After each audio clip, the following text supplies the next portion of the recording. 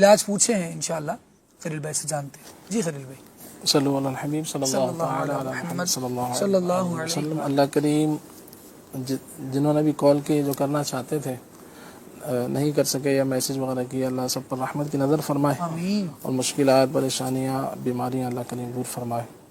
آمین. مثانے کی کمزوری کے حوالے سے پوچھا تھا. مثانے کی کمزوری کے لیے سب سے پہلے تو اس کے اسباب دیکھ لیے جائیں کہ کن اسباب کی وجہ سے ایسا ہوتا ہے. تو خاص طور سے کھانے پینے کی احتیاطیں اور سادے غذا کھائیں گے تو انشاءاللہ بہتر رہے گا.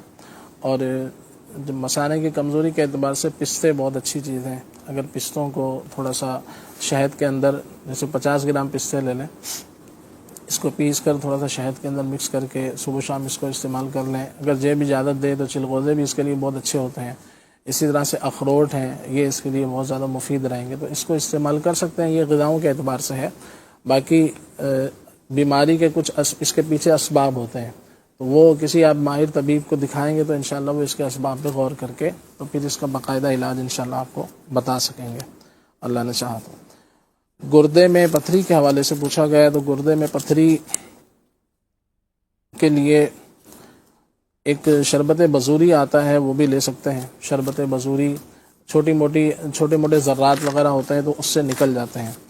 اور اگر کچھ بڑی پتھری ہے جسے 4 mm کے برابر ہو تو اس کے لیے چاہیں تو بنی بنائی دوائیں بھی مل جاتی ہیں مارکیٹ سے. اور یہ نسخہ بھی میں عرض کر دیتا ہوں. نسخے میں یہ ہوتا ہے کہ عام طور سے لوگوں کو پہچان کم ہوتی ہے تو نقل اصل کی وجہ سے کوئی مزید پرابلم نہ ہو جاتا. لیکن آپ کوئی نسخہ بھی خریدیں تو کسی اچھے طبیب کو دکھا دیں کہ یہ تھا اور میں نے یہ لیا ہے، تو اس میں انشاءاللہ فائدہ رہے گا. ہجر الیہود کے نام سے ایک پتھر ہوتا ہے، ہجر الیہود یا ہجر الیہود کے نام سے، تو یہ آپ نے 12 گرام لینا ہے. سنگ سرماہی یہ بھی 12 گرام لینا ہے. اور کلمی شورا اس میں بھی اصلی نقلی آتے ہیں تو آپ نے اصل والے لینا ہے اچھی دکان سے جو مات کے لوگ ہوں. کلمی شورا یہ بھی 12 گرام. جو کھار بھی کہتے ہیں، جو کھار یہ بھی آپ نے لینا ہے 12 گرام. پھر آخری چیز ہے خار خشک یہ آپ نے لینا ہے تقریباً 50 گرام. ان سب چیزوں کو پیس لیں، بالکل باریک پیسنا ہے. اگر باریک نہیں پیسیں گے تو اس دوا کا فائدہ نہیں ہے. بالکل اس کو سرمے کی طرح باریک پیس لیں. اور پھر اس کے بعد جو ہے پہلے اس کو باریک پیسنے کو یوں کہا جاتا تھا، کتابوں میں لکھا ہے یا پرانے جو حکیم لوگ ہیں تو وہ کہتے ہیں کہ کپڑے سے چھان لیں، پھر اس کو کہیں گے کہ یہ باریک ہوا ہے. اس انداز سے باریک کپڑے جو ہوتے ہیں اس سے چھن جاتا ہے، ململ وغیرہ کے، تو اس سے چھان لیا جائے تو پھر یہ سمجھیں کہ پھر آپ سمجھیں کہ باریک ہوا. تو اس طرح باریک کر کے پھر اس کو آپ نے آدھی چمچ صبح و شام لے لیجئے پانی سے. اور چاہیں تو اس کے ساتھ شربت بزوری کسی بھی اچھی کمپنی کا بنا ہوا لے کے 3-4 چمچ وہ شربت بزوری کے لے کے اس کے ساتھ اس کو صبح شام استعمال کر لیں. ہاں اگر پتھری بڑی ہے تو پھر جو باقاعدہ اس کی سرجری وغیرہ کے معاملات ہوتے ہیں تو وہ اچھے ڈاکٹر سے طبیب سے مشورہ کر لیں. بعض اوقات ہوتا ہے کہ پتھری بڑی ہوتی ہے اور پھر یہ ان دواؤں بعض لوگ جو ہے نا تیز دوائیں دے دیتے ہیں تو اس سے پتھری تو بعض اوقات نکل جاتی ہے لیکن گردے ڈیمیج ہونے کا خطرہ ہوتا ہے. ایک ڈاکٹر کے مطابق میں نے ایک کتاب پڑھی، بہت مستند ڈاکٹر ہیں، سید صاحب ہیں، تو انہوں نے لکھا ہے کہ گردے کے اندر تقریباً یعنی گردہ کتنا اہم چیز ہے کہ اس کے اندر اگر جو باریک رگیں ہوتی ہیں اس میں تقریباً 10 لاکھ ایک گردے میں. اگر اس کو پھیلا دیا جائے تو ہمارے باب المدینہ سے سمجھے یہاں سے لے کے ٹھٹھا تک جو ہے وہ سفر ہو جائے گا. ایک گردے میں اتنی رگیں ہوتی ہیں باریک. تو اس لیے جب بھی کوئی علاج کریں تو اپنے طبیب کے مشورے سے اور اس طرح چلتے پھرتے نسخوں پر عمل بغیر مشورے کے نہ کیا جائے. تو اور انشاءاللہ یہ بھی جو نسخہ ہے یہ بھی اچھا ہے، مستند ہے، مگر اپنی کیفیت دکھا کے اور کسی اچھے طبیب سے مشورہ کر کے پھر استعمال کیا جائے. وہ افراد ذرا توجہ فرمائیں جو کہتے ہیں کہ ہر مصیبت کے حل کے لیے گوگل کر لیں یا یوٹیوب پہ سرچ کر لیں، تو وہ جو اس طرح کی سرچنگ میں چیزیں آ تو جائیں گی، کون سی چیز ہے جو اویلیبل نہیں ہے، اتھینٹک کون سی ہے یہ کون بتائے گا.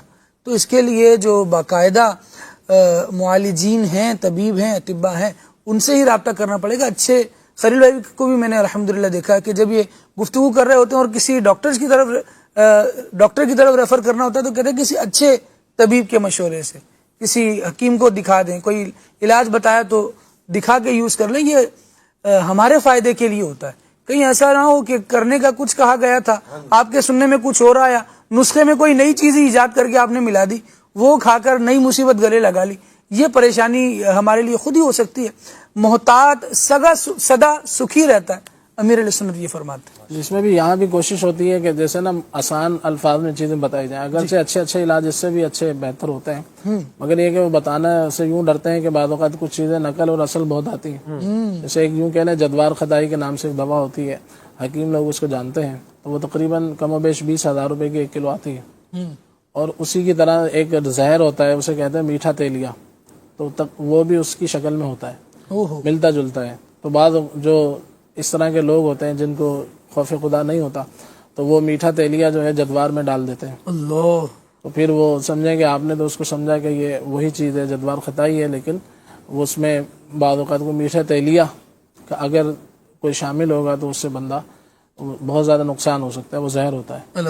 اب صرف وہ میٹھا تیلیا سستا ہوتا ہے، وہ تھوڑا بہت جیسے یوں کہہ لیں دودھ میں بعض لوگ پانی ملاتے ہیں، دھوکے کے لیے بعض لوگ ملاتے ہیں، جو ان کی بات کر رہا ہوں، تو وہ پھر کہتے ہیں خالص ہے، اس میں کوئی پانی نہیں ہے.